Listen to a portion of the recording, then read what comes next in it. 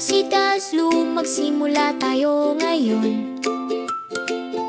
Nagtatayo ng kanlungan kung saan makakapaglaro ang mga pusa. Mga kama at laruan, lahat ay maayos. Isang komportableng tahanan para sa bawat mabalahibong paa. Itayo ito, mataas at matibay, isang lugar kung saan ang mga pusa ay kakanta ng kanilang awit. Ligtas at mainit, ito ang kanilang bagong tahanan, kung saan maaari silang maglaro at hindi na maglakbay.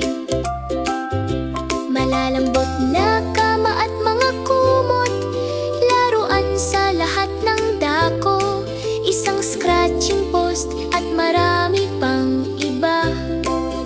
Si Dazlu ay nagtatayo ng may pag-aalaga at pagmamahal, gumagawa ng isang tahanan na kanilang ipagmamalaki.